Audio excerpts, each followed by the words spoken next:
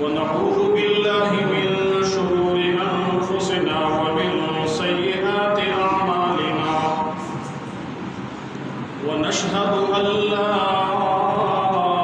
إله إلا الله وحده لا شريك له ونشهد أن سيدنا ومولانا محمدا عبده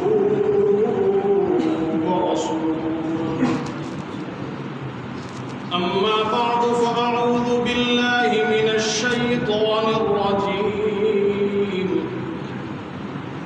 شهر رمضان الذي أنزل فيه القرآن هدى للناس وبينات من الهدى والفرقان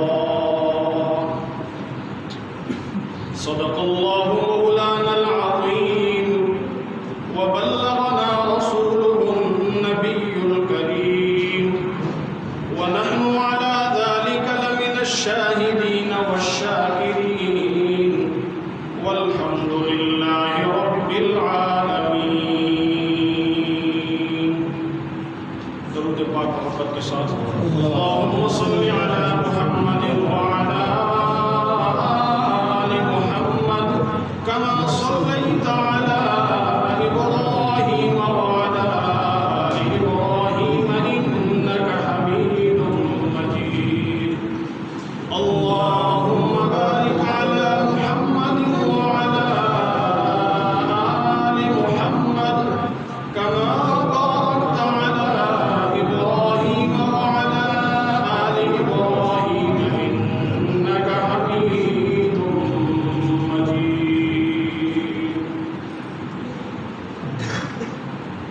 انتہائی قابل احترام معزز حاضرین سامعین، قابل قدر بزرگوں اور دوستوں، خصوصاً آپ کے امام محترم حضرت مولانا محمد عارف صاحب دامت برکاتہم العالیہ،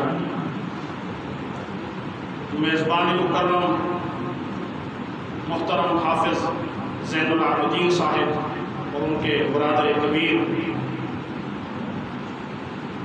آپ کی اس جامعہ مسجد میں امیر حمزہ میں آج پہلی دفعہ دین کی نسبت سے ملاقات کا موقع مل رہا ہے.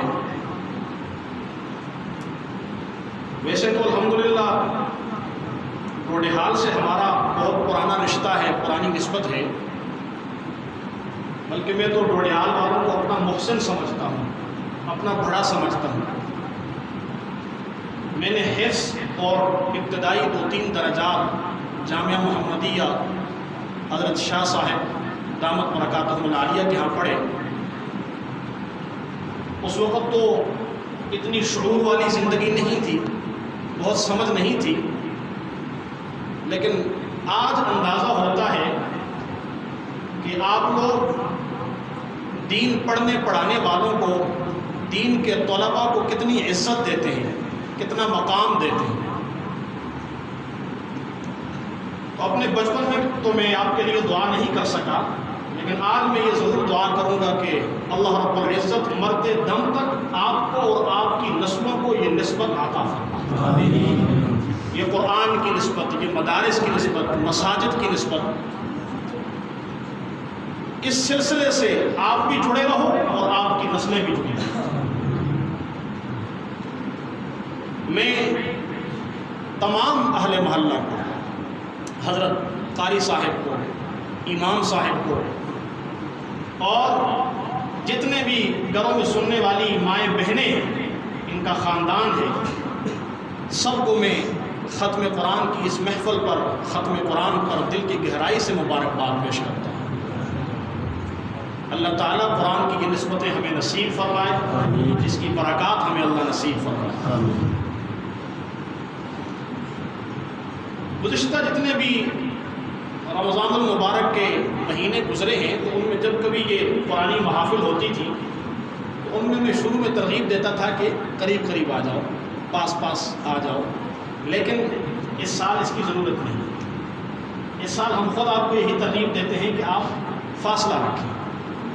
حضرت مولانا نے بھی بات ارشاد فرمائی، لیکن کہنے کا مقصد یہ ہے کہ جو ایمان والے ہوتے ہیں ان کے مد نظر یہ نہیں ہوتا کہ اب اگر فاصلے پیدا ہو گئے تو جذبہ ایمانی ماند پڑ گیا. اگر خلیج پیدا ہو گئی، فاصلہ پیدا ہو گیا، تو اب شاید پہلے والا ولولہ نہیں ہوگا. بلکہ اگر آپ یہ دیکھیں کہ ہماری جتنی بھی عبادات ہیں وہ ہمیں ڈسپلن سکھاتی ہیں، نظم و ضبط سکھاتی ہیں. نماز کے اوقات کی پابندی، جماعت کا اہتمام، مسجد میں ایک امام کے پیچھے کھڑا ہونا اور صفوں کی درستگی، یہ سب چیزیں ہمیں ڈسپلن سکھاتی ہیں. بس اس میں ذرا سا تھوڑا اور ہم نے مزید ڈسپلن پیدا کر دیا کہ وہ جو پاس کھڑے ہوتے تھے، ہم نے ایک عذر کی وجہ سے علماء اور ڈاکٹر حضرات کے مشورے سے یہ کہہ دیا کہ بس چند فٹ کا بیچ میں فاصلہ رکھیں. یہ ہماری شریعت کی خصوصیت ہے کہ اس کے اندر ہمیں تدبیر و توکل میں توازن نظر آتا ہے، اعتدال نظر آتا ہے. اس لیے میں گزارش کروں گا، ایک تو یہ ٹیک جو لگائے ہوئے ہیں ہمارے بچوں نے بھی اور بعض بزرگ حضرات بھی بالکل اس طرح بیٹھے ہیں، یہ مناسب نہیں ہے، یہ اس مجلس کا ادب نہیں ہے. بے شک آپ فاصلہ رکھیں لیکن تھوڑا سا آگے ہو جائیں، اور جو بچے باتیں کرتے ہیں ذرا ان کی نگرانی بھی کریں. لمبی چوڑی بات کرنی نہیں ہے، مختصر بات کروں گا. قابل احترام دوستو، اس کائنات کی، اس دنیا کی سب سے بڑی نعمت کیا ہے؟ انسان کو وجود ملنے کے بعد اس دھرتی کی، اس کائنات کی، اس گلیکسی کی جو سب سے بڑی نعمت ہے وہ ہے ایمان کی نعمت، ایمان کی دولت، اپنے رب کی پہچان اور رحمت دو عالم صلی اللہ علیہ وسلم کی ذات اقدس سے نسبت. یہ اس دنیا کی سب سے بڑی نعمت ہے، اس سے بڑی نعمت اور کوئی نہیں. رحمت عالم صلی اللہ علیہ وسلم کے واسطے سے ہمیں یہ ایمان کی نعمت ملی، رب کی پہچان ملی. لیکن رحمت دو عالم صلی اللہ علیہ وسلم پہ قربان جاؤں کہ انہوں نے اپنی 23 سالہ زندگی میں صرف یہ نہیں کیا کہ ہمیں کلمہ دے کر چلے گئے اور اس کے بعد فرمایا کہ بس اب تم ہی اس کلمے کو سنبھالو،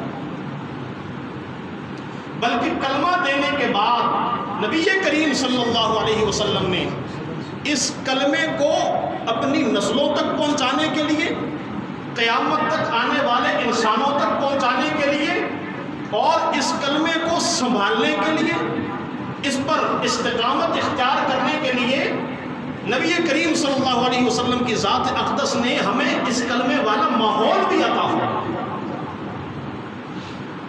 صرف کلمہ پڑھا کے نہیں گئے اللہ کے نبی، بلکہ اللہ کے نبی نے ہمیں وہ ماحول عطا فرمایا کہ ہم اپنے آپ کو اس ماحول میں لانے کی کوشش کریں، اپنے آپ کو اس دائرے میں لانے کی کوشش کریں. رب کعبہ کی قسم، یہ ایمان ہماری موت تک ہمارے ساتھ رہے گا، نہ صرف بلکہ اس سے آگے ہماری نسلوں تک بھی اللہ اس کو برقرار رکھے. وہ ماحول کیا ہے؟ وہ ماحول ہے مسجد کا. آپ اپنے آپ کو مسجد کا عادی بنائیں گے، مسجد کے ساتھ رشتہ جوڑیں گے، 5 وقت کی نماز ادا کریں گے، تو انشاءاللہ یہ ضمانت ہے کہ اللہ رب العزت اس کلمے کو آپ کے مرتے دم تک آپ کے ساتھ رکھے گا اور آپ کی نسلوں تک بھی اس کو پہنچائے گا. لیکن ہمارے ہاں چونکہ معمول یہ ہوتا ہے کہ ہم تو سیزنی نمازی ہیں، موسمی نمازی ہیں. جو ہی رمضان گزرتا ہے تو پھر مسجد کی یہ رونقیں مان پڑ جاتی ہیں. تو قابل احترام دوستو، اس کو معمولی مت سمجھو. یہ جو آپ قدم اٹھاتے ہو، اللہ کے یہاں ان کی بڑی قدر و منزلت ہے. نبی کریم صلی اللہ علیہ وسلم نے کیا ارشاد فرمایا؟ آپ میرا ساتھ دیں گے نا انشاءاللہ؟ جاگ کے بیٹھیں گے نا؟ رحمت عالم صلی اللہ علیہ وسلم نے کیا ارشاد فرمایا؟ من تطہر فی بیتہ ثم مضى إلى بيت من بيوت الله ليقضي فريضة من فرائض الله، جس بندے نے مسجد کے مینار سے منادی کی آواز سنی جو اللہ کی تکبیر کی گیت گا رہا تھا، جس کی زبان پر توحید کے زمزمے گونج رہے تھے، جو اللہ اکبر کی صدا بلند کر رہا تھا،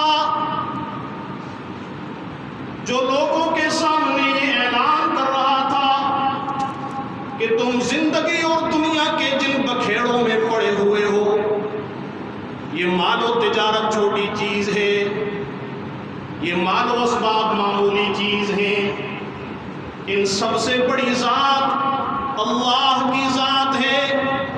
اللہ اکبر، اللہ اکبر، اللہ ہی کی ذات سب سے بڑی ہے۔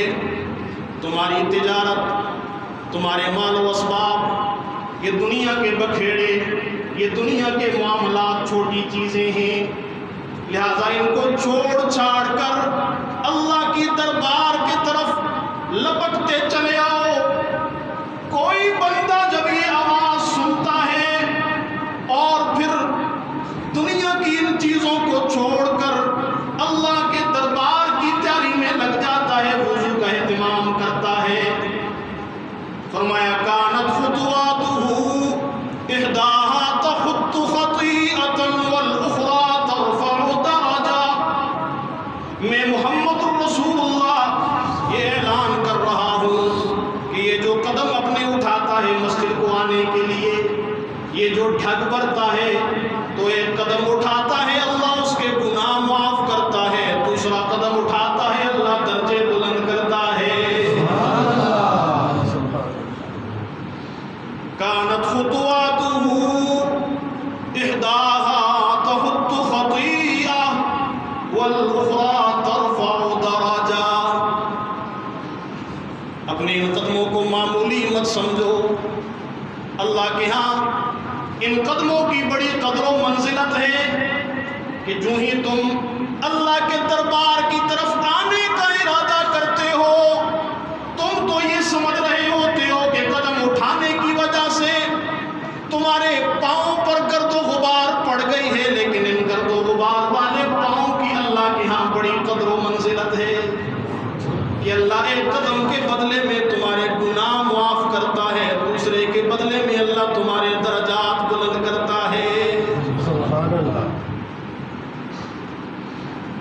اور مزید سنیے، رحمت عالم صلی اللہ علیہ وسلم ارشاد فرماتے ہیں اذا رأيتم الرجل يعتاد المسجد، اے لوگو ذرا اپنے محلے میں نظر دوڑاؤ، بہت سے لوگ ہوں گے جن کی دلچسپی دنیا کے معاملات کے ساتھ ہوگی، کوئی تجارت میں پڑا ہوا ہے، کوئی اللہ معاف فرمائے اللہ کی نافرمانیوں میں دلچسپی لے رہا ہے، کوئی شراب کا عادی ہے، کوئی جوئے کا عادی ہے، لیکن ذرا اپنے محلے میں نظر دوڑاؤ، تمہیں جب کوئی ایسا بندہ نظر آئے یعتاد المسجد، جو مسجد کو آنے جانے کا عادی ہو، جو ہی منادی کی پکار سنتا ہے تو وہ فوراً نماز کی تیاری میں لگ جاتا ہے، اس کا دل مسجد کے ساتھ ایسے اٹکا ہوتا ہے جیسے مچھلی کا پانی کے ساتھ دل لگا ہوتا ہے، ایک نماز پڑھنے کے بعد دوسری نماز کے انتظار میں ہوتا ہے۔ فرمایا جب تم ایسے بندے کو دیکھو تو اس کے بارے میں گواہی دو، فَاشْهَدُوا لَهُ بِالْإِيمَانِ،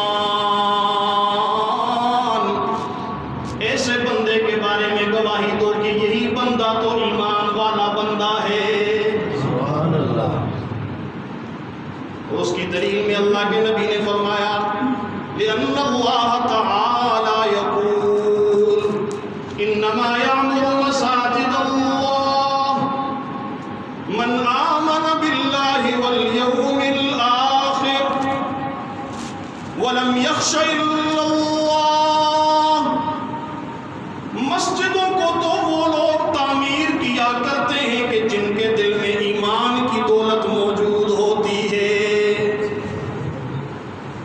انما یعمر مساجد اللہ، اللہ کے گھروں کی ظاہری تعمیر اور اس کی اندرونی تعمیر، اس کی آبادی کی فکر، یہ کون لوگ کرتے ہیں؟ جن کے دلوں میں ایمان کی دولت ہوا کرتی ہے،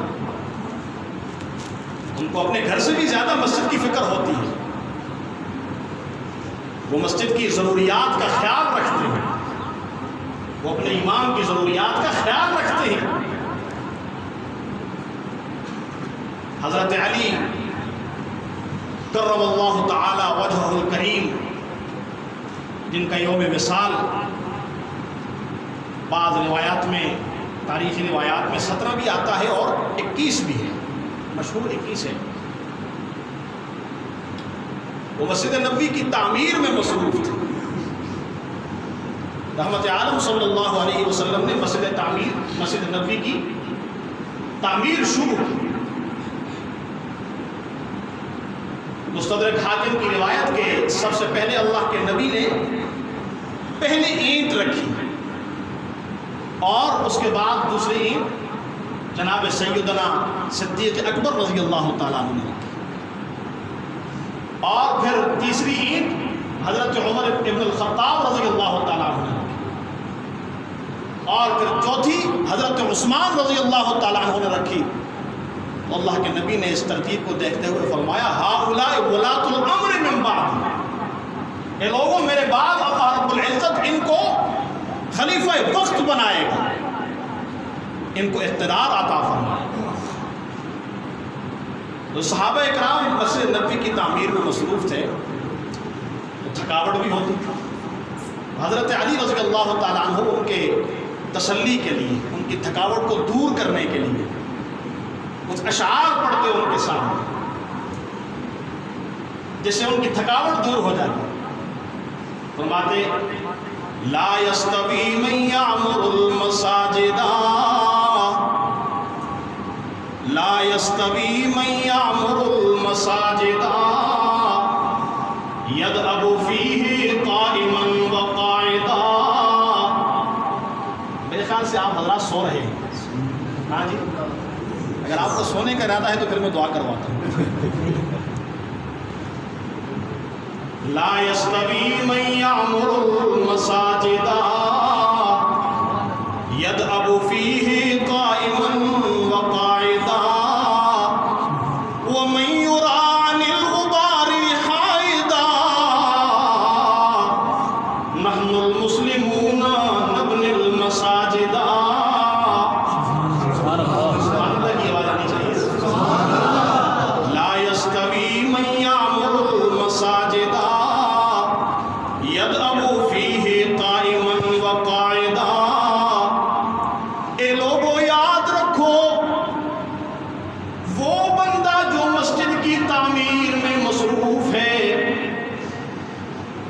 اور اس میں پوری تندہی کے ساتھ، پوری جان فشانی کے ساتھ مالی طور پر بھی لگا ہوا ہے، جانی طور پر بھی لگا ہوا ہے، اور اس میں دلچسپی لے رہا ہے، اور اس کے مقابلے میں وہ بندہ جو اپنے آپ کو مسجد سے دور کرتا ہے، نہ اس کی ظاہری آبادی کی فکر کرتا ہے، نہ اندرونی آبادی کی فکر کرتا ہے، بلکہ تعمیر کے وقت وہ بدکتا ہے کہ کہیں تعمیر والا غبار میرے کپڑوں پہ، میرے بدن پہ نہ پڑ جائے۔ حضرت علی فرماتے ہیں رب کعبہ کی قسم، یہ دونوں بندے ہرگز برابر نہیں ہو سکتے۔ وَمَن يُرَى عَنِ الْغُبَارِ حَائِدًا نَحْنُ الْمُسْلِمُونَ نَبْنِي الْمَسَاجِدَ۔ ہم مسلمانوں کا تو یہ شیوا ہے، ہم مسلمانوں کا تو یہ انداز ہے کہ ہم جہاں کہیں بھی ڈیرا جماتے ہیں، ہم جہاں کہیں بھی رہائش پذیر ہوتے ہیں، اپنے گھر کی تعمیر سے پہلے بھی ہمیں اس بات کی فکر ہوتی ہے کہ اپنی جبین نیاز کو چکانے کے لیے ہمیں اللہ کا ایک گھر مل جائے۔ نحن المسلمون نبنی المساجد۔ ہم تو مسجدوں کی تعمیر کا شوق رکھتے ہیں، یہ تو ہمارا شیوا ہے۔ قابل احترام دوستوں، مسجدوں کی تعمیر کا اور مسجدوں کی آبادی کا فکر کیجیے، اس کی ضروریات کا خیال کیجیے، اس کی فکر کیجیے، اس لیے کہ مسجدیں آباد ہوں گی تو کلمہ طیبہ کو، ایمان کو سنبھالنے کا آپ کو ماحول مل جائے گا۔ جب ایک بچہ، ایک نواسا، ایک پوتا وہ اپنے دادے کے ساتھ، اپنے والد کے ساتھ مسجد کا رخ کرے گا تو یہ بچپن کی جو عادت ہے یہ پھر بچپن تک رہتی ہے۔ بچوں کا ذہن صاف، ان کی دل کی تختی صاف، نقش ہو جاتا ہے یہ تصور اور یہ منظر بچوں کی دل کی تختی کے اوپر، اور پھر یہ آخر تک رہتا ہے۔ لیکن یہ اس مسجد کے ماحول کی وجہ سے، تو انشاءاللہ اپنی مسجدوں کو آباد کریں گے رمضان کے بعد میں انشاءاللہ۔ جب ہم مسجدوں میں آتے ہیں تو رمضان مبارک کی برکت سے اللہ رب العزت قرآن مجید سے ہمارا ناطہ جوڑ لیتا ہے، ہماری نسبت قائم ہو جاتی ہے۔ روزے ہم رمضان مبارک میں رکھتے ہیں، اسی رمضان کی برکت سے اللہ رب العزت روزوں کے ساتھ ساتھ قرآن مجید سے بھی ہمارا ایک تعلق قائم کر دیتا ہے۔ آپ دیکھیں کہ تراویح کے اندر قرآن مجید سنایا گیا، میں آپ کی ہمت کو داد دیتا ہوں، آپ کو سلام پیش کرتا ہوں کہ ماشاءاللہ بزرگوں نے، جوانوں نے ہمت کی بہت زیادہ، پیچھے کھڑے ہوئے، اور اس ہمت میں بھی نقطۂ آغاز جو ائمہ حضرات ہیں اور ہمارے حفاظ ہیں، ان کو سب سے پہلے تمغہ سلام پیش کرنا چاہیے، اس لیے کہ فیصلہ یہ کرتے ہیں، آمادہ یہ کرتے ہیں، اور اس کے بعد پھر آپ حضرات بھی ہمت کرتے ہیں، باوجود پیرانہ سالی کے آپ پیچھے کھڑے ہوتے ہیں، اپنے دنیاوی کام کاج کو چھوڑتے ہیں، دل کی تھکاوٹ کو دور کر کے آپ پیچھے کھڑے ہو جاتے ہیں۔ تو اللہ رب العزت آپ کو یہ سننا قبول و منظور فرمائے۔ تو اللہ رب العزت نے ایمان والوں کو متوجہ کیا، اس مہینے میں جو تم روزے رکھتے ہو، اس مہینے کی شان اور مقام کو دیکھنا۔ اس میں اللہ رب العزت نے جو قرآن سے تمہارا رشتہ جوڑا ہے، ادھر حقیقت اللہ رب العزت نے اس مہینے میں قرآن مجید کو بھی نازل کیا۔ شہر رمضان الذی انزل فیہ القرآن ہدی للناس وبینات من الہدی والفرقان۔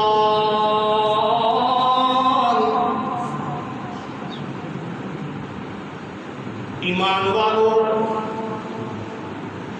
اللہ رب العزت نے جب روزوں کا حکم بیان کیا تو چونکہ 11 مہینے گزر گئے تھے، بندہ یہ بھول چکا تھا میرا اور میرے مالک کا بھی کچھ تعلق ہے، اس دنیا میں اللہ رب العزت نے مجھے کسی مقصد کے لیے بھیجا تھا، مجھے کسی مقصد کے لیے پیدا کیا تھا، لیکن میں آگے کھیتی باڑی میں پڑ گیا، تجارت میں غرق ہو گیا، دنیا کے مال و اسباب میں گم ہو گیا، بھول گیا کہ میرے مالک نے مجھے کس مقصد کے لیے پیدا کیا تھا۔ 11 مہینے اسی تسلسل میں گزر گئے، اسی انداز سے گزر گئے، خطرہ تھا کہ دل کی دنیا میں موجود ایمان کا یہ چراغ کہیں ٹمٹماتے بجھ ہی نہ جائے، اتنا مدھم نہ پڑ جائے کہ کہیں یہ بالکل ہی محروم نہ ہو جائے۔ ایسے موقع پر اللہ رب العزت نے ایمان والوں کے دل پہ دستک دی، بڑے پیارے انداز سے فرمایا، یا ایھا الذین آمنوا کتب علیکم الصیام، اے ایمان والو تم پر روزوں کو فرض کیا گیا۔ فریضہ عائد کرنے سے پہلے اللہ رب العزت نے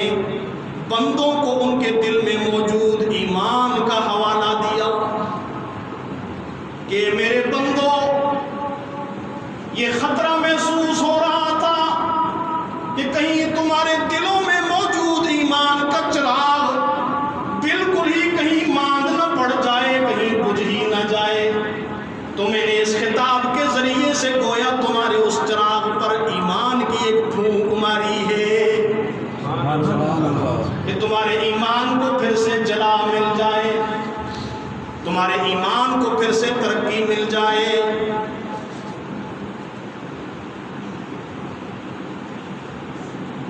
یہ پیار بھرا خطاب ہے، یہ اللہ کا محبوبانہ خطاب ہے، یہ اپنائیت والا خطاب ہے۔ اس لیے کہ 11 مہینوں کی وجہ سے بندے کے اور اللہ کے درمیان خلیج پیدا ہو گیا تھا، فاصلہ پیدا ہو گیا تھا، اب اس فاصلے کو ختم کرنا تھا۔ اور رمضان مبارک کی عبادات کے ذریعے سے تو ایسا لگتا ہے جیسے اس موسم میں اللہ نے مقناطیسی کشش رکھی ہوئی ہے کہ ہمیں اللہ کھینچ کھینچ کر اپنے قریب لا رہا ہے۔ سجدوں کی دولت عطا فرمائی، تراویح میں قیام کی، رکوع کی دولت عطا فرمائی، اعتکاف کی نعمت اللہ نے عطا فرمائی، سب سے بڑی نعمت روزوں کی عطا فرمائی۔ اور اسی میں آگے فرمایا شہر رمضان الذی انزل فیہ القرآن، اے ایمان والو، رمضان مبارک کا یہ وہ مہینہ ہے جس میں نے قرآن مجید کو نازل کیا۔ اس کے نزول کا آغاز بھی میں نے رمضان مبارک میں کیا، اس لیے رمضان کا اور قرآن کا چولی دامن کا ساتھ ہے۔ اور جس طرح رمضان کا اور قرآن کا آپس میں گہرا ربط و تعلق ہے، بالکل اسی طرح جس کی بدولت تمہیں رمضان اور قرآن ملا، ان کی بھی آپس میں بڑی گہری مناسبت ہے۔ رمضان کا قرآن کے ساتھ گہرا تعلق، رمضان اور قرآن دونوں کا محمد جوان کے ساتھ بڑا گہرا ربط و تعلق۔ اور پھر اسی محمد جوان کی بدولت اس رحمان کا اپنے بندوں پر خصوصی فضل و کرم، خصوصی فضل و احسان کہ اس رحمان نے رمضان مبارک کے اندر اہل پاکستان کو پاکستان کی نعمت بھی عطا فرمائی۔ یہ سارے انعامات اللہ نے رمضان میں جمع کر، قرآن مجید بھی عطا فرمایا، اور اسی رمضان مبارک میں اللہ رب العزت نے پاکستان والوں کو پاکستان بھی عطا فرمایا، یہ خطہ عطا فرمایا، اسلام کے نام پر بننے والی یہ ریاست اللہ رب العزت نے عطا فرمائی۔ اس لیے ہم اس کو شکر ادا نہیں کر سکتے، اس نے ہم پر رحمتوں کی بارش کی ہے، اور وہ قرآن مجید اور وہ محمد جوان، ان کا آپس میں کیا ربط و تعلق؟ قرآن مجید علم ہے، نبی کریم صلی اللہ علیہ وسلم عمل، قرآن مجید کی علمی صورت، نبی کریم صلی اللہ علیہ وسلم اس کا عملی تصویر ہے۔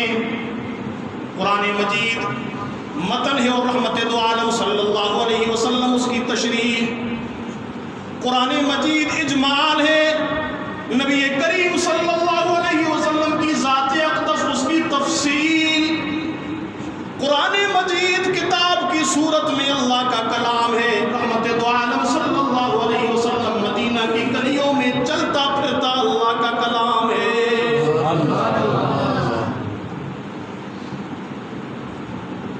قرآن مجید رحمت دو عالم صلی اللہ علیہ وسلم کے ساتھ ججتا ہے، اور رحمت دو عالم صلی اللہ علیہ وسلم کلام ربانی کے ساتھ ججتے ہیں۔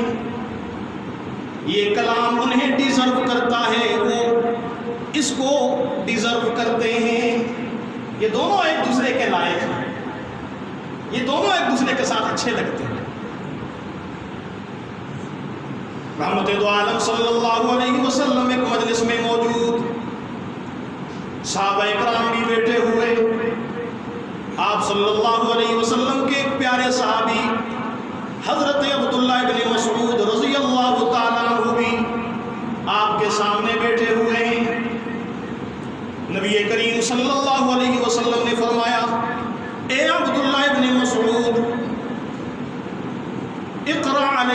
القرآن، قرآن مجید ذرا پڑھ کے تو سناؤ نا، میرا دل یہ چاہتا ہے کہ کوئی اور قرآن مجید پڑھے اور میں اسے سنوں۔ حضرت عبداللہ ابن مسعود رضی اللہ تعالیٰ عنہ نے فرمایا اقرأ علیک وعلیک انزل، یا رسول اللہ صلی اللہ علیہ وسلم میں قرآن مجید پڑھوں حالانکہ قرآن مجید آپ پہ نازل ہوا، حق تو یہ بنتا ہے کہ آپ اپنی میٹھی زبان سے پڑھتے جائیں اور ہم سب سنتے جائیں، اس لیے کہ حکمت کی باتیں حکیم کی زبان سے میٹھی لگتی ہیں، محبوب کا کلام حبیب کی زبان سے اچھا لگتا ہے۔ اقرأ علیک وعلیک انزل، یا رسول اللہ دل تو یہ چاہتا ہے کہ آپ پڑھتے جائیں، اس لیے کہ آپ کا آواز خوبصورت، آپ کا لہجہ بڑا عمدہ۔ حضرت براء ابن عازب رضی اللہ تعالیٰ عنہ ارشاد فرماتے ہیں کہ میں نے نبی کریم صلی اللہ علیہ وسلم کے پیچھے عشاء کی نماز پڑھی تو اللہ کے نبی نے نماز میں سورہ والتین والزیتون کی تلاوت فرمائی۔ حضرت براء ابن عازب رضی اللہ تعالیٰ عنہ تبصرہ فرماتے ہوئے کہتے ہیں کہ فما سمعت احسن صوتا منہ، کہ میں نے نبی کریم صلی اللہ علیہ وسلم کے پیچھے جو نماز پڑھی، آپ کی میٹھی زبان سے قرآن مجید کی جو تلاوت سنی، تو میرا تو ماننا یہ ہے کہ میں نے دنیا میں کسی کی آواز اتنی خوبصورت نہیں سنی۔ حضرت عبداللہ ابن مسعود رضی اللہ تعالیٰ عنہ بھی یہی ارشاد فرماتے ہیں کہ یا رسول اللہ حکمت کی باتیں حکیم کی زبان سے شیریں لگتی ہیں، میٹھی لگتی ہیں، حلاوت بری لگتی ہیں، اور محبوب کا کلام حبیب کی زبان پہ اچھا لگتا ہے، اس لیے یا رسول اللہ آپ پڑھیں اور میں سنوں۔ لیکن اللہ کے نبی نے فرمایا اے عبداللہ ابن مسعود کبھی کبھی میرا دل بھی یہ چاہتا ہے کہ کوئی اور قرآن پڑھے اور میں سنوں۔ یہ سنت بھی تو بنانی تھی، اس طرح قرآن مجید پڑھنا سنت ہے، اس کا سننا بھی سنت ہے۔ چنانچہ حضرت عبداللہ ابن مسعود رضی اللہ تعالیٰ عنہ نے سورۃ النساء کی تلاوت شروع کی، فرماتے ہیں میں پڑھتا رہا، نبی کریم صلی اللہ علیہ وسلم پوری توجہ اور انہماک سے قرآن کی تلاوت سنتے رہے۔ سننے کا یہ فائدہ بھی ہوتا ہے کہ انسان کو غور و فکر کا موقع مل جاتا ہے، تدبر کا موقع مل جاتا ہے، آیتوں پہ غور و خوض کا موقع مل جاتا ہے۔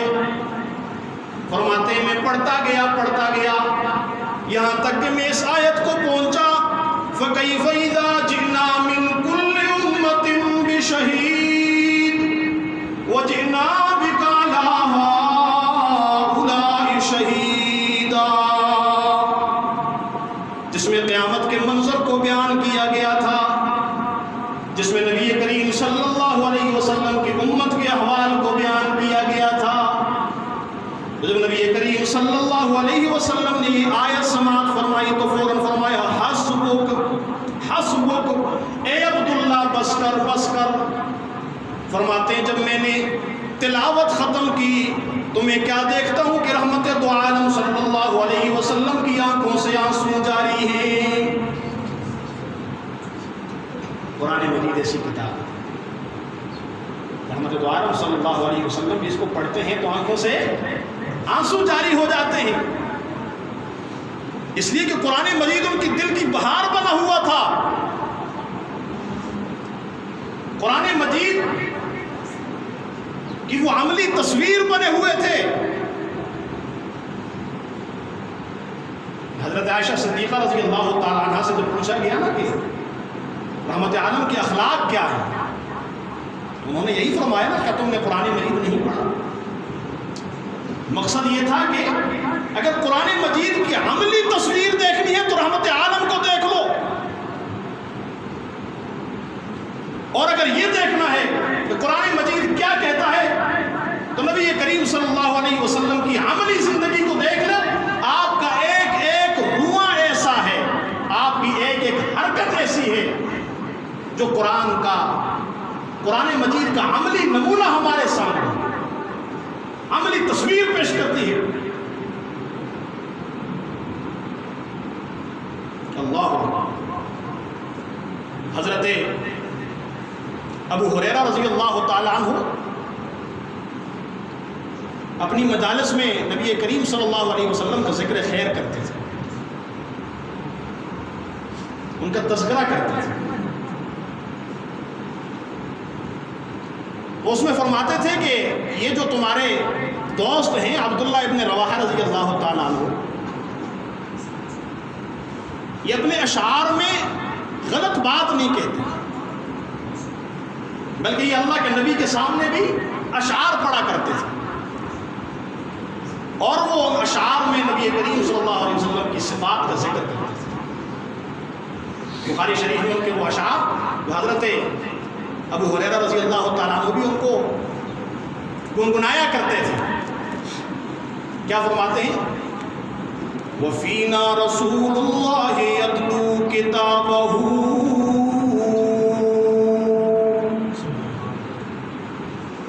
وَفِينَا رَسُولُ اللَّهِ يَتْلُو كِتَابَهُ إِذًا انشَقَّ مَعْرُوفٌ مِّنَ الْفَجْرِ سَاطِعُ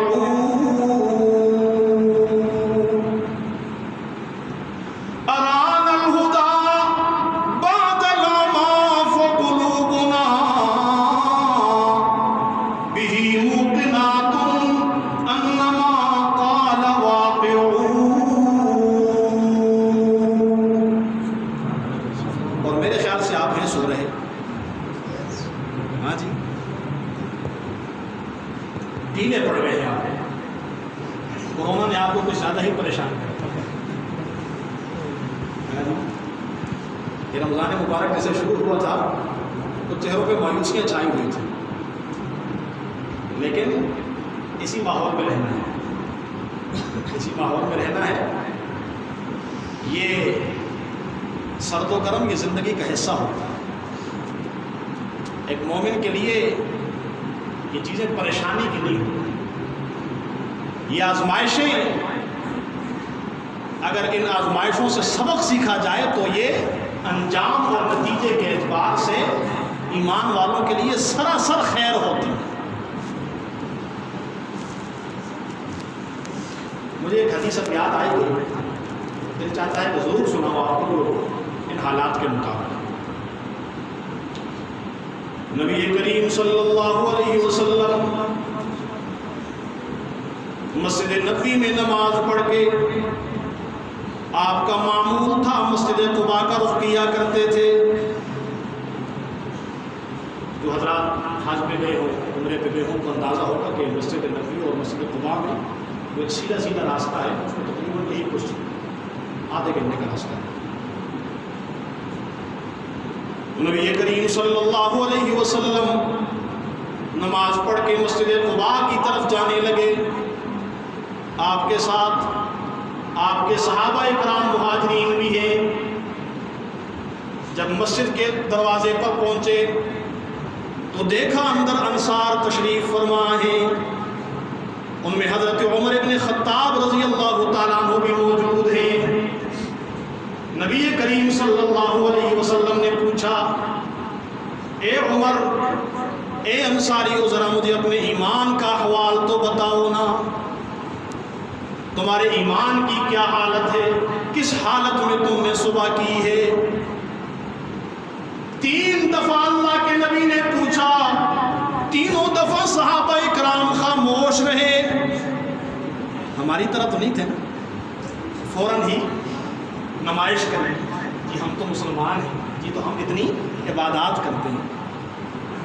حالانکہ صحابہ اکرام کا ایک سجدہ ایسا ہے کہ اگر ایک سجدے کو جو انہوں نے اللہ کے نبی کی اقتداء میں کیا ہے ایک پلڑے میں رکھ دیا جائے، پوری امت کی نمازیں جمع ہو جائیں، ان کا مقابلہ نہیں ہو سکتا. لیکن تینوں دفعہ صحابہ اکرام خاموش رہے.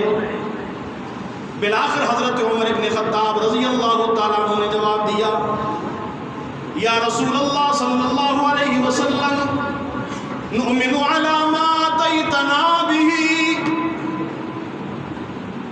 ونشکر فی الرخاء ونصبر علی البلاء ونرضى بالقضاء. یا رسول اللہ صلی اللہ علیہ وسلم اپنے بارے میں ہمیں یہ کہتے ہوئے اچھا نہیں لگتا کہ ہم ایمان والے ہیں. ہم کچھ علامات آپ کو بتا دیتے ہیں. یا رسول اللہ صلی اللہ علیہ وسلم جو تعلیمات اللہ سے آپ لے کر آئے ہیں ہمارا ان پر بھرپور ایمان ہے. ہم اس کی تصدیق کرتے ہیں اور جب کبھی اللہ رب العزت ہمیں کشادگی عطا فرماتا ہے, فراخی کے لمحات عطا فرماتا ہے, تو ہم دل و زبان سے اس کا شکریہ ادا کرتے ہیں. ہماری زبانوں پر الحمدللہ علی کل حال کے الفاظ ہوتے ہیں اور اللہ رب العزت اپنی کسی حکمت کی وجہ سے کسی آزمائش میں مبتلا کر دے, کسی پریشانی میں مبتلا کر دے تو ہم نصبر علی البلاء, ہم صبر کا دامن تھام لیتے ہیں اور ہمارا اس بات پر یقین ہوتا ہے کہ اس کائنات میں ایک پتا بھی اگر ہلتا ہے تو اس میں اللہ کی تدبیر اور اس کے تصرف کا دخل ہوتا ہے. وَنَرْضَى بِالْقَضَاءِ, تقدیر پر بھی ہمارا ایمان ہے, اللہ کے فیصلوں اور تقدیر سے بھی ہم راضی رہتے ہیں. جب نبی کریم صلی اللہ علیہ وسلم نے حضرت عمر کے یہ جملے سنے تو فوراً فرمایا, اے عمر, اے میرے انصاری دوستو, مؤمنون ورب الکعبہ, رب کعبہ کی قسم تم سارے کے سارے ایمان والے ہو. اور پھر انہی کے ساتھ بیٹھے. کیا خوش نصیب لوگ تھے. قابل احترام دوستو, یہ تو دنیاوی زندگی کا حصہ ہے. یہاں غم بھی ہوگا, یہاں خوشی بھی ہوگی, آزمائشیں بھی آئیں گی, فراخی بھی آئے گی. ایمان والے تو بس اپنے اللہ سے اپنا لو لگاتے رہتے ہیں. وہ تو بہانہ ڈھونڈتے ہیں کہ بس اس کے قرب کا کوئی بہانہ مل جائے. ان کے لیے آزمائش بھی بہانہ ہوتی ہے. اس لیے بزرگ حضرات فرماتے ہیں اولیاء اللہ کہ جس آزمائش میں آدمی اللہ کے قریب ہو جائے وہ آزمائش ان انسانوں کے حق میں خیر و برکت کا ذریعہ ہوتی ہے, اور جس میں آدمی اللہ سے دور ہو جائے, اللہ سے شکوہ کرنا شروع کر دے, گلے شروع کر دے, وہ پھر بلاخر عذاب بن جاتا ہے. تو اللہ رب العزت اس آزمائش کو ٹالے اور اس کو نتیجے کے اعتبار سے, انجام کے اعتبار سے تمام لوگوں کے لیے اس کو خیر و برکت ہے. تو بات وہاں سے چلی تھی کہ حضرت عبداللہ ابن رواحہ رضی اللہ تعالیٰ عنہ کے اشعار پڑھ رہے تھے حضرت ابو ہریرہ رضی اللہ تعالیٰ عنہ. بس یہ اشعار پڑھتا ہوں, بات ختم کرتا ہوں. وَفِينَا رَسُولُ اللَّهِ يَتْلُو كِتَابَهُ إِذَا انشَقَّ مَعْرُوفٌ مِّنَ الْفَجْرِ سَاطِعُ.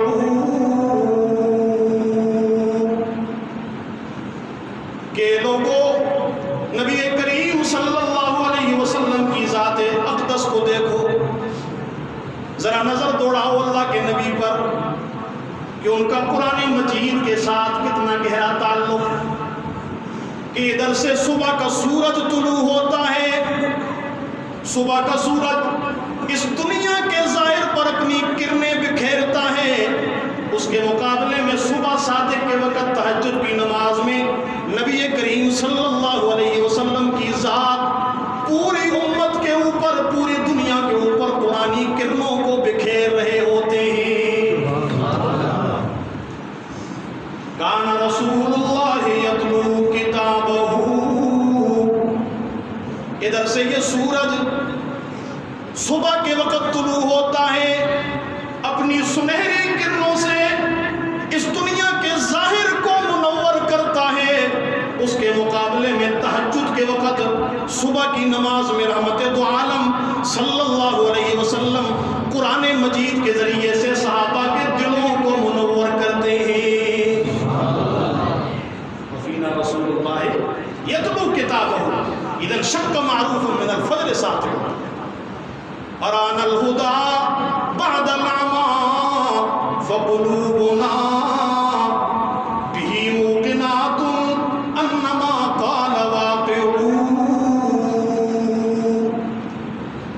گیا جس کا نہیں ہے کوئی ثانی وہ رسول، آ گیا جس کا نہیں ہے کوئی ثانی وہ رسول، دین فطرت پر ہے جس کی حکمرانی وہ رسول، دین فطرت پر ہے جس کی حکمرانی وہ رسول، جس کا ہر ایک سانس قانون الہی وہ رسول، جس کا ہر ایک سانس قانون الہی وہ رسول، موت کو جس نے بنایا زندگانی وہ رسول، موت کو جس نے بنایا زندگانی وہ رسول، محفل صفاقیوں وحشت کو برہم کر دیا، جس نے خواہ شام تلواروں کو مرہم کر دیا، جس نے خواہ شام تلواروں کو مرہم کر دیا، اور فقر کے جس کو ہے حاصل کج کلاہی وہ رسول۔ آپ صلی اللہ علیہ وسلم کا جو فقر و فاقہ تھا نا، جو آپ کی غربت تھی نا، اس کا بھی ایک البیلا رنگ تھا، انوکھا انداز تھا اس کا۔ فقر و فاقے میں بھی سخاوت کے دریا بہتے تھے۔ فقر کے جس کو ہے حاصل کج کلاہی وہ رسول، گلبانوں کو عطا کی جس نے شاہی وہ رسول، گلبانوں کو عطا کی جس نے شاہی وہ رسول، جس نے قلب تیرگی سے نور پیدا کر دیا، جس کی جاں بخشی نے مردوں کو مسیحا کر دیا۔ اللہم صلی علی محمد وعلی آل محمد کما صلیت علی ابراہیم وعلی آل ابراہیم انک حمید مجید۔ اللہم بارک علی محمد وعلی آل محمد کما بارکت علی ابراہیم وعلی آل ابراہیم انک حمید مجید۔ جو کچھ کہا سنا اللہ تعالیٰ اسے قبول و منظور فرمائے۔